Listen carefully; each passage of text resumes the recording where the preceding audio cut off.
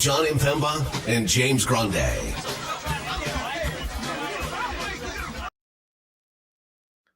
What is going on, FANation? John Impemba here with Justin Carlucci filling in for the Mr. James Grande there, who is under the weather here today. Shout out to Grande, though, taking down last night's $12 and $5 single entry contest. He put his money where his mouth was there last night, Justin. He did the playbook. He did the live stream. He told you all who to play. And then he went out and played it and took the entire slate down. So hopefully we can carry on his momentum.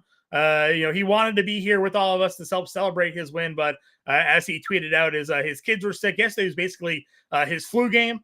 Came through in flying colors, but we got Justin here with us today. You know him from last week, and of course he's been doing the playbook. He did today's playbook as well. Justin, my buddy, how we doing, man?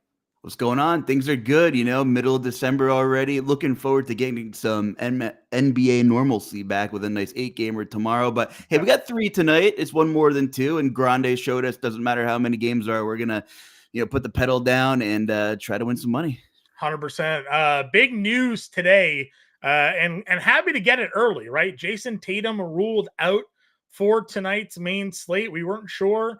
He was questionable. He had some time off. We thought, wow, is this knee really an issue for him? He did not play the last time Detroit and Boston suited up, and he is not suiting up here tonight.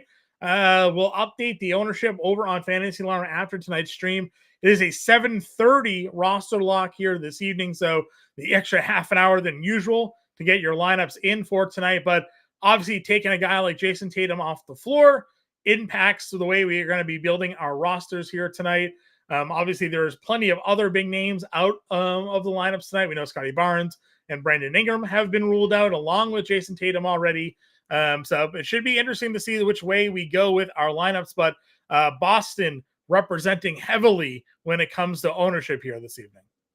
Yeah, and it is what it is. That's the best thing I can say right now. It's a 3-game slate, and there's no doubt that there will be most likely multiple Celtics in optimal lineups when the night is over, and you just might have to get different elsewhere. So, there are nights where you can call bad chalk or avoid chalk, but there's going to be some big numbers attached to a lot of these Celtics, and there's definitely going to be some good chalk. And, I know we go position by position, but point guard obviously loaded with many Celtics options right off the bat, John. Agreed. Big time here. We do appreciate you all who have tuned in today's show. If you want to hit that like, that subscribe, that share button, free way to support the work we do here over at Fantasy Alarm. You also got that 7-day free trial QR code up there. You can go to fantasyalarm.com/win. Use promo code Let's Go after your 7-day free trial. That first month is 50% off, less than $20. You can go check out tonight's NBA DFS playbook for free just by scanning that QR code and signing up here tonight. Maybe you can be like Grande and take down tonight's contest and just pay for your subscription in one swell swoop here. Zevon in the chat popping in saying what's up. King of all trades giving us the flex. Power saying that we joke a lot here on the show that when we win, we won't tell anybody, but they'll know Grande winning and then not showing up. Obviously popping in there. Our guy I see through you from the Discord in there as well. Cam the man. Talking rough power forward slate. It is. We'll talk about power forward. We were kind of plugging in Jason Tatum, not so much anymore. And then Grande, good enough to be in the chat with us here today. Willie B just woke up. Let's go. It's happy to have you in the chat with us. So let's get into it. Point guard position. Cade Cunningham is $9,600. Last time these two teams met, Cade went off, had himself 61 fantasy points, nearly triple-doubled in that game at $9,600. This is a slate where there's only nobody over 10K. So Cade is maybe now the highest. He is now the highest priced player on the slate. You have De'Aaron Fox at 9K, DeJounte Murray, $8,300. If you're looking at the top 3 price point guards on tonight, do you got to lean which way to go here, Justin? I think it matters what kind of contest you're playing, how many Celtics you're playing. There's so much context, but I do like Cade Cunningham. If that ownership's going to be, sub 15% on a 3-game slate, I think he's a perfect way to mitigate some of that Boston ownership. If you're like kind of game stacking that one, which I'm sure many of our cores will look kind of similar, no one's going to really want to click on Cade. You made a really good point that he kind of went off in this matchup. He's playing mid-30s minutes in close games. I think what's really interesting is, and I pointed it out in the playbook, is that his potential assists are way up the last week and a half. He's averaging like another 4 and change more potential assists per game, which is nice because, you're going to get that usage kind of in the mid-20s, maybe low 30s, which is kind of his role. Of course, he's going to have to deal with Drew Holiday and Derek White, but, I feel like usage trumps matchup in most situations, and we don't have a lot of games to play with here. A lot of these games are ugly too, John. Like the fastest paced team is Toronto, and they rank 11th in pace, and so in the NBA. So you're looking at a lot of slow, grinded out teams playing, and I think playing a couple of these popular Celtics in good spots with Cade Cunningham is a really nice way to attack tournament builds tonight. Yeah, 225.5 game total in that one. It's an 11.5 point spread. To your point, on the slate, Boston 11.5 point home favorite, Miami a 10.5 point home favorite.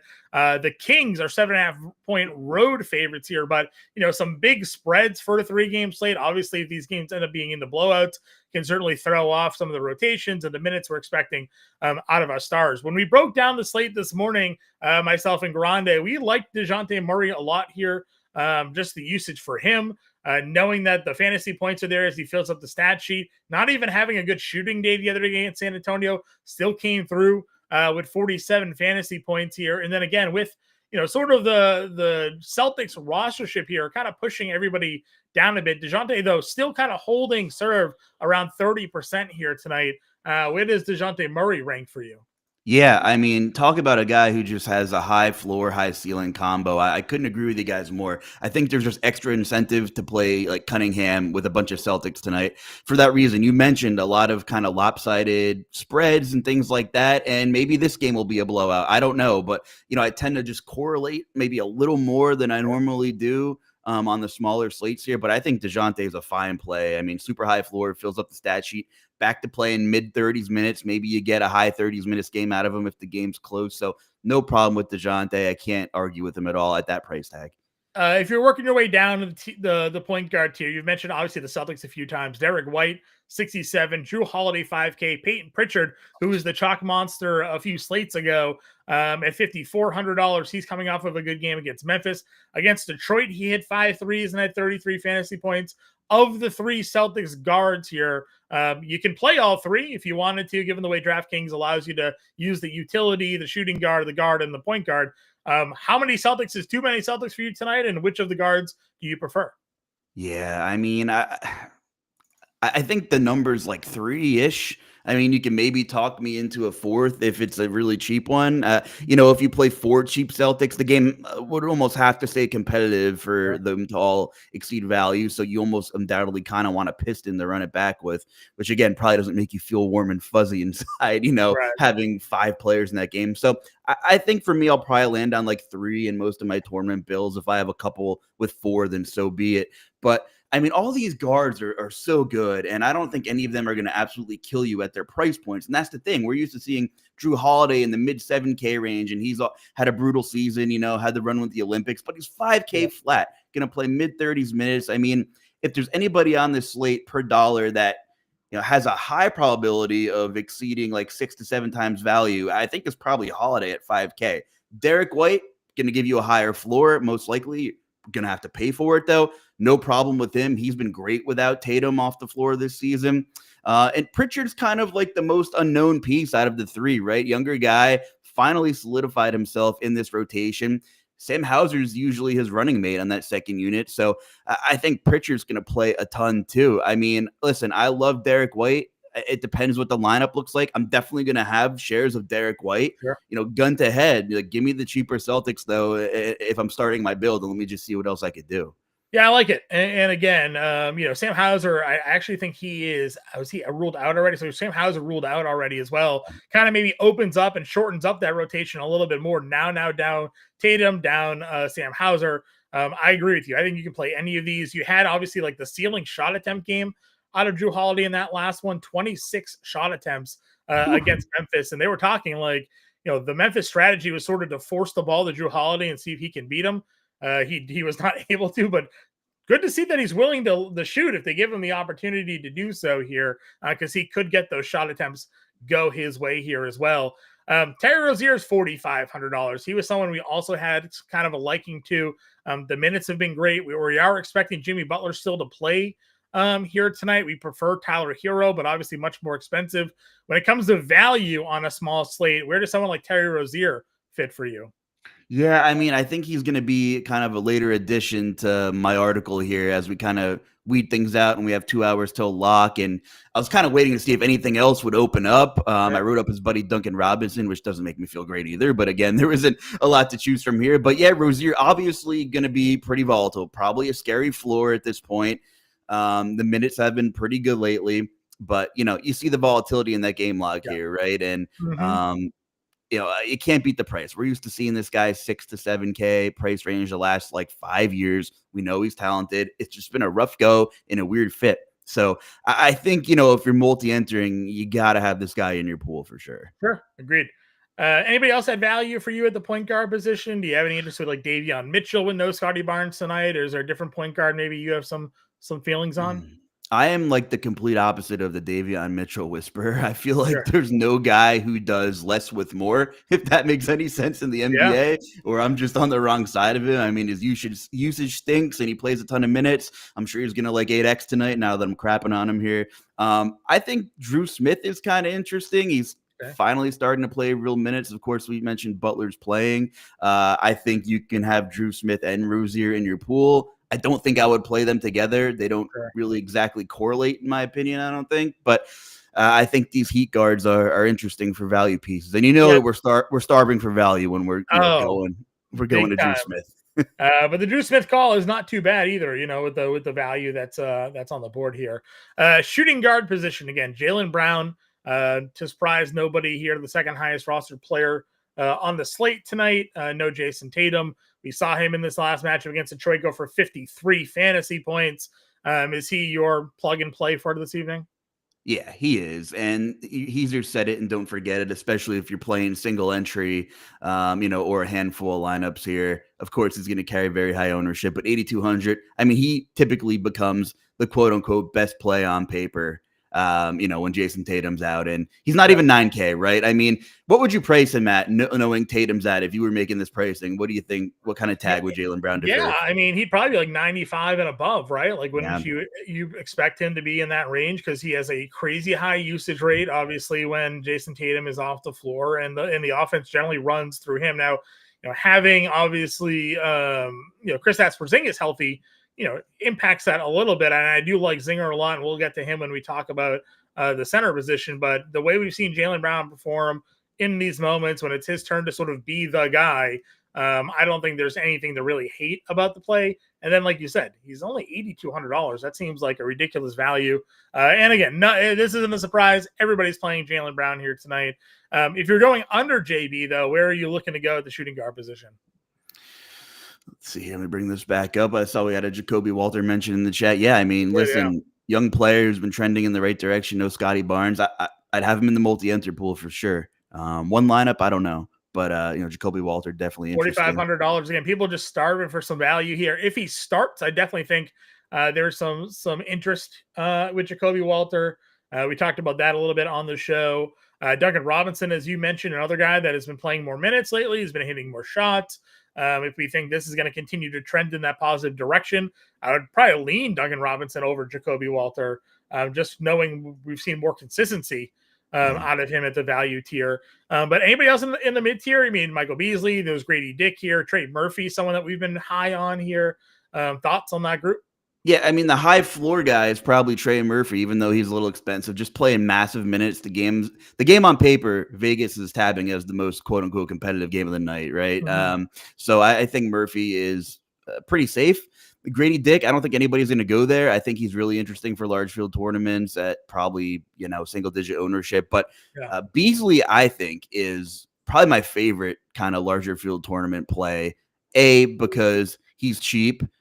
He's getting decent minutes. Cunningham has been distributing a little more over the last week or so, which is definitely opening the door a little bit more for Beasley. And, just for a correlation's sake and to mitigate some of that chalk, here's a cheaper way to kind of differentiate your Boston game stack a little bit. If you're not feeling Cade Cunningham, Beasley's been rock solid. Look at that 6 to 7x-ish kind of return on his price tag in the last week and a half. I mean, he's getting his shots up. The usage is there. grabbing a couple boards, give you a steal or two. I think Yep. Beasley's super interesting for tournaments. Yeah, we talked about it on the show this morning with the reason that Boston-Detroit game was even as close and competitive as it was in that last matchup was because Beasley went out there and just knocked down a bunch of threes and made that game competitive for that reason here. So, and he's been really good knocking down the threes all season long. He's been as consistent, probably as consistent of a run as we've seen from Beasley here now in some time. Any other shooting guards for you tonight?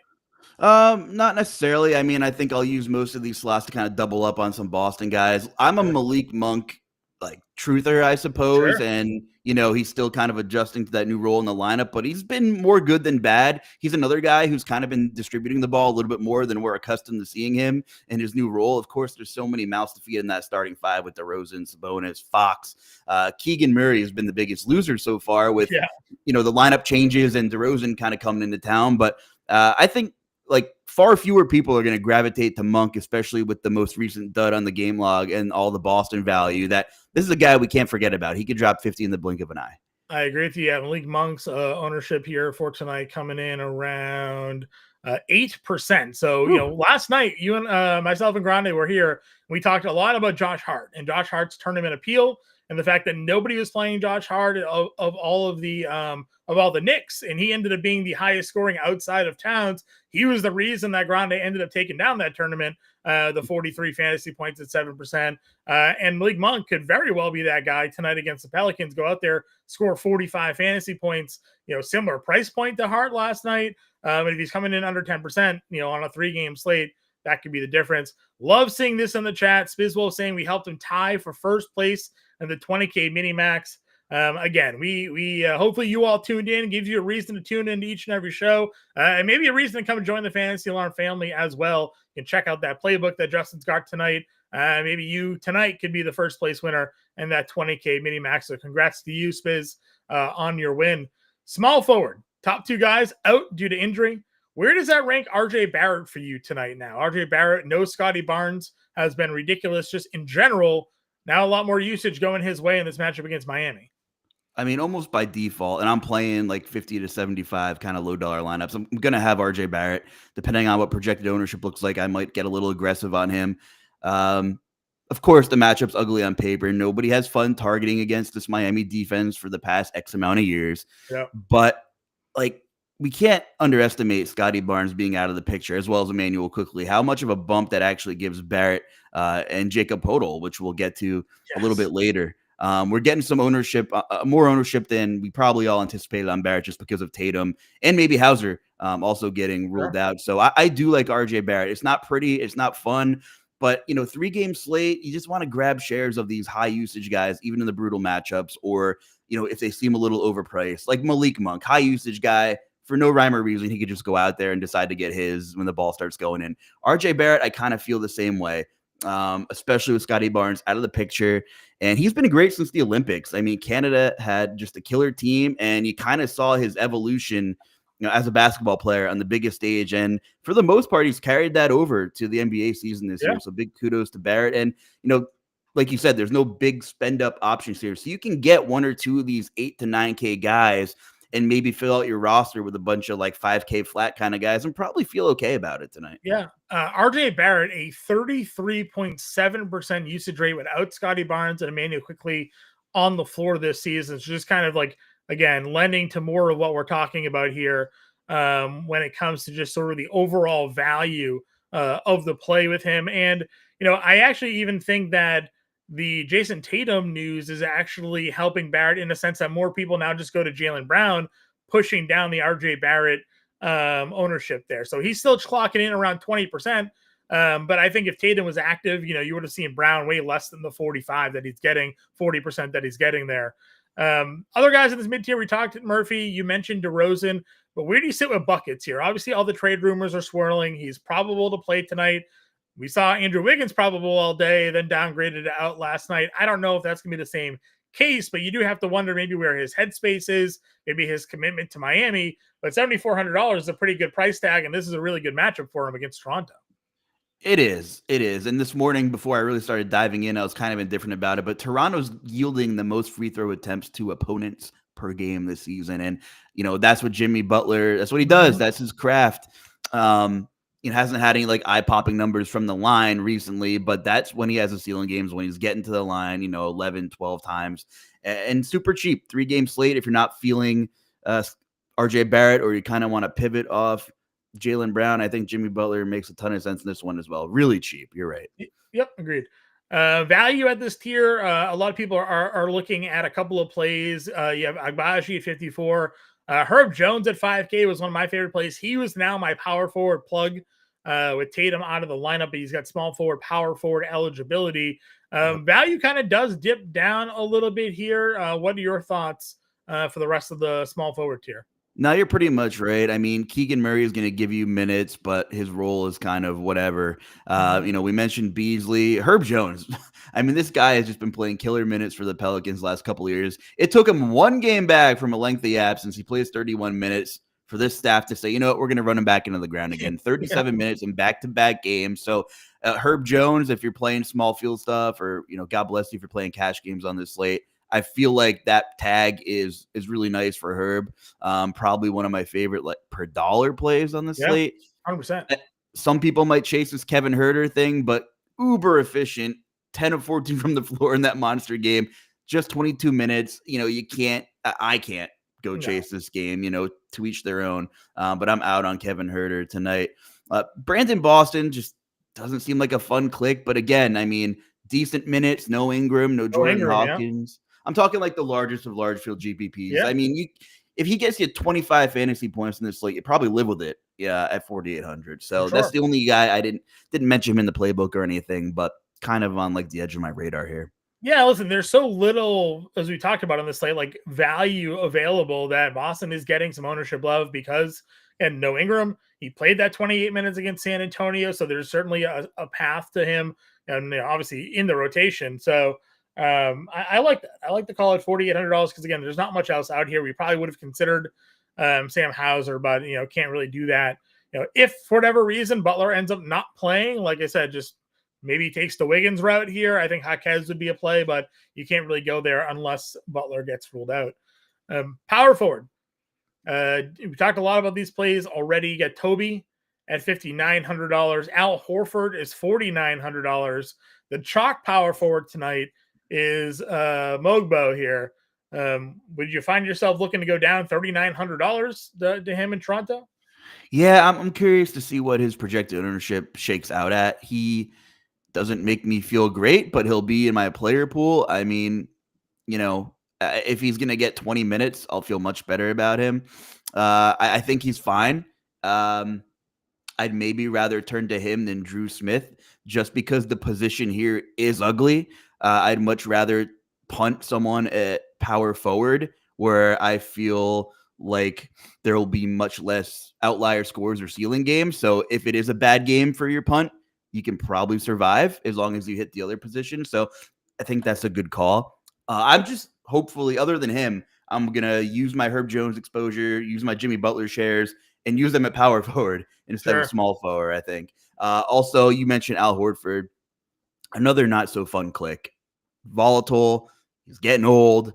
But again, Sam Hauser out is pretty big here. No Maybe Tatum, it gets him. No Hauser. Right? I mean, I feel like I'm on the wrong side of Horford quite a bit, I feel like. But this is a matchup he should be able to take advantage of in theory. And, I'll probably be a little bit overweight on Horford. So my night might be over early, but I'm going to go for it. Never a usage guy, right? Like Al Horford with Tatum and Hauser off the floor has a 10% usage rate. Woof. Not very good, right? Like not really what we're looking to do. But 0.9 fantasy points per minute, also not bad. So if he's going to go out there and play 30 plus minutes tonight because they're short in rotation, you're going to get 0.9 of 30, that's almost 25, 26 fantasy points at $4,900. So could be played. We also had a downgrade to Jalen Duren today. Midday questionable.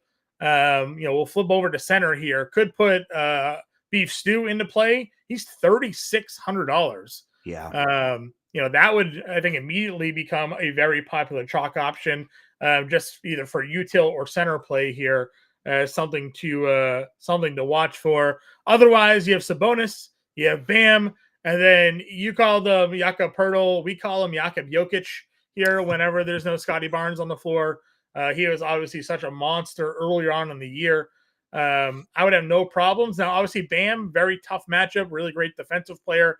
But Poeltl really hasn't had any trouble this year, regardless of the matchup. So I think any of these top centers make a lot of sense tonight. Yeah, and great call on Stewart. That's like the only real piece of fairly expected integral news, I guess, we're waiting on. I mean, of course, it's the NBA and anything can happen. Anything can happen. But yeah, Beef Stew would become a really appealing tournament target. I'm glad I found a home here at Fantasy Alarm where people are as high as me on Jakob Jokic, which I never heard of before, but I love it. I mean, he's averaging, what is it? I think it's a tick over 5 more DK points per 36 minutes without Scotty Barnes and quickly on the floor this year. Yeah. Really just having such an underrated, kind of an all-star caliber ceiling. I mean, I doubt he'll make the all-star team, but I mean, 16 and 11, with a block, a couple dimes is nothing to sneeze at. And again, 3-game slate. I'm not here to lose sleep over the matchup with Miami. It's not like he's 9K. It's not like he's 8,500. 75 is kind of criminal for a guy that's going to give you a super high floor. And we've seen him flash 60-point upside this year. Yeah, 22% usage rate, almost 1.3 fantasy points per minute without Scotty Barnes and Emmanuel quickly. And again, we've just kind of been plugging and chugging this guy all season long anyways. But without, you got some of these just monster games without Scotty Barnes. This is the run where we started calling him Jakob Jokic when he's giving you 61, 52, and 58. Again, tougher spot against Bam, obviously, but he's been doing it against tougher competition anyways. Bam is getting a lot of ownership love in his own right at 81 on the opposite side of this matchup. I think this Porzingis spot could be super interesting. Obviously, I'm from Boston. I watch the Celtics. The last time the Celtics played this game against Detroit, there was some, Beef Stew gets under a lot of people's skins. He's been ejected quite a few times in his career. I think he almost had a couple of runway fights as well in his career as well. Porzingis and Isaiah Stewart had some back and forth where they had to be separated. I think they might have even got double teched in that game.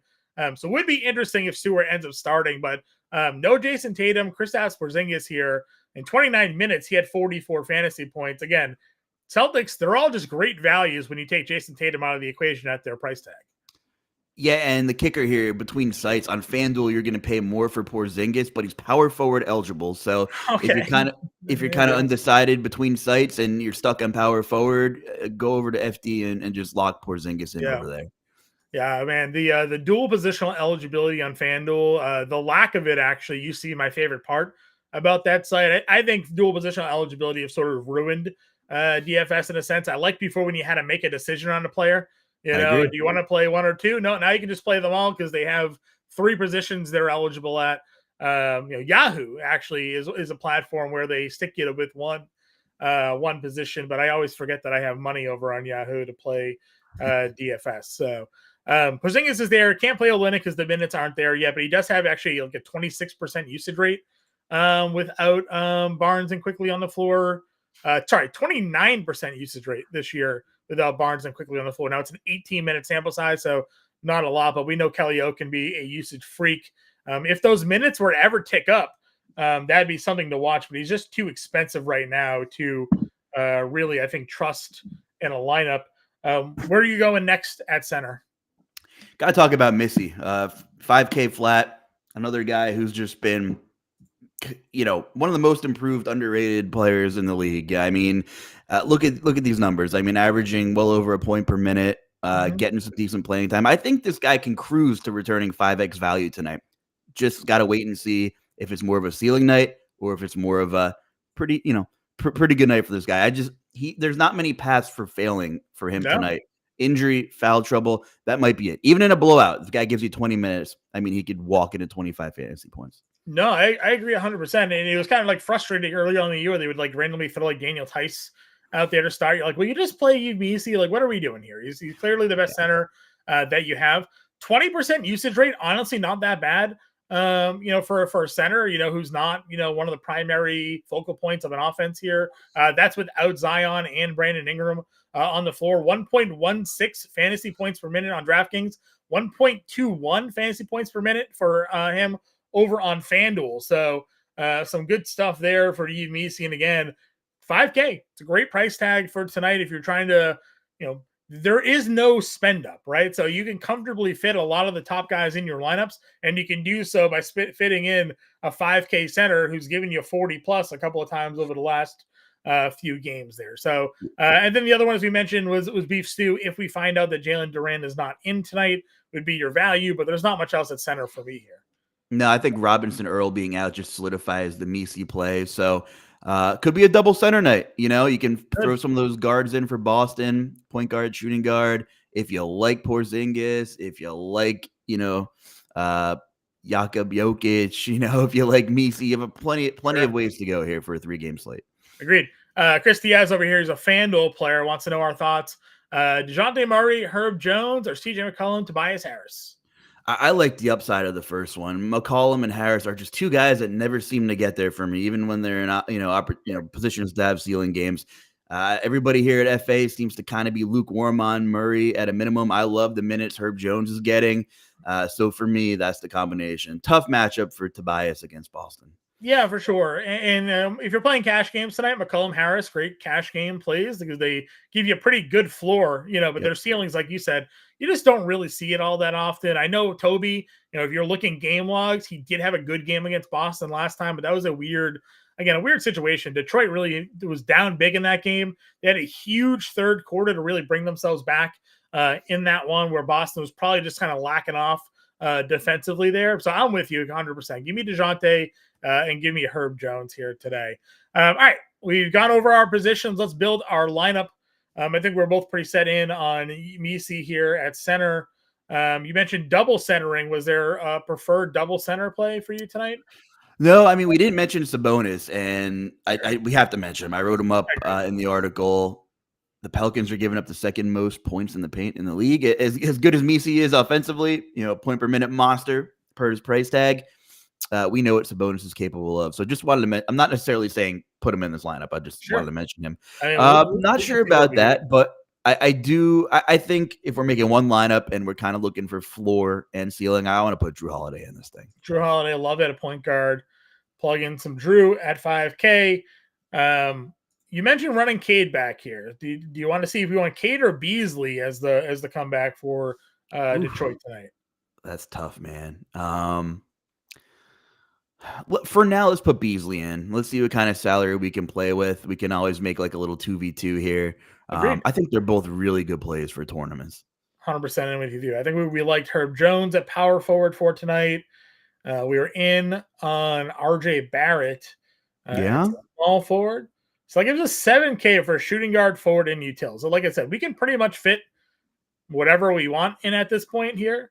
You were we were both high on Malik Monk in tournaments for tonight as a tournament play. Let's see, where's Monk at? Is he 73? 73, yeah. The guard plays. Beasley give us forward eligibility? He does. That's nice. All right, so we get let's get Monk in here at the guard spot. Beasley fits in. Oh, did I delete someone from shooting guard? No, Monk probably could have fit in there, I guess. 7K forward util. Yeah. If we did just Jaylen Brown chalk, that gives us 5,500 in the util. It's really hard to get away from Jaylen Brown. I mean, you go Jaylen Brown and throw Pritchard right in there, and then you have 3 Celtics and a nice run back. I mean, that is fine. Listen, Jaylen Brown, fantastic play. Just because we don't have Derek White in this team, I'm going to have a ton of Derek White tonight. Yeah. We mentioned Al Horford. The Celtics seem to be good chalk. I feel like half of these guys everyone's considering will probably get there to some capacity. And they still play a lot of minutes, even when they do have kind of blowout games here. So, and no Tatum. I mean, listen, as good as the Celtics are, you are taking their best player off the floor. So this game could still maybe hang around and be a little bit more competitive than we're, potentially accustomed to there. Jacob over here he also plays on FanDuel. Keegan Murray or Mogbo on FanDuel tonight? Oh man, that's a tough one. You're paying a little more for Mogbo over there. I think maybe I'd like to see the rest of the lineup. Of course, context helps. Sure. Maybe if there's an incentive to play one of these guys and like a little correlation as part of a game stack. It's crazy because Murray's getting the minutes, but I think I'd and he's getting a worse defense too. This is a 1v1 I hope to not have to make in a single entry. I will go with Mogbo by a nose. I think that's where I would close. lean as well. Yeah, Just it's potential close. for increased opportunities for Mogbo there tonight without Scotty Barnes. So example lineup for everybody. Again, Justin's playbook is out live over on FANtasy Alarm. You can check that out for free right now. Click that QR code or scan that QR code or go to fantasyalarm.com/win. If you use promo code Let's Go when you sign up at yours after your 7-day free trial ends, you get that first month for less than $20. It's not just NBA though. You get access to all of our DFS content, which includes this week's NFL DFS playbook. We had a great week in the NFL last week. We had a Fantasy Alarm subscriber win $10K in the NFL last week. So plenty of money going around the family. So sign up today, fantasyalarm.com/win, or scan that QR code right there. Get your 7-day free trial. Get access to everything on site. Justin, appreciate you joining with me here today. Go check out his playbook. Lead us all to some victories here tonight, man. All right. Good hanging out with you. Appreciate it. All right, everybody. Good luck tonight. Get us on Discord. Get us on Twitter. We'll catch you later.